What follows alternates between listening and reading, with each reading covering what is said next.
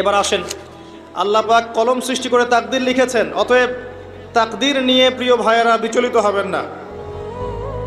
আপনার তাকদিরে যা আছে আপনি পাবেন, যা নাই কোশ্চিন কালেও পাবেন না, ফুল স্টপ। আপনার তাকদিরে যা আছে আপনি পাবেন, না পেয়ে আপনি দুনিয়া থেকে যাবেন না, ফুল স্টপ। আর আপনার তাকদিরে যা নাই সারা দুনিয়ার মানুষ মিলে আপনাকে দিতে পারবে না। এই চিন্তাটা আগে মাথার মধ্যে সেট করেন।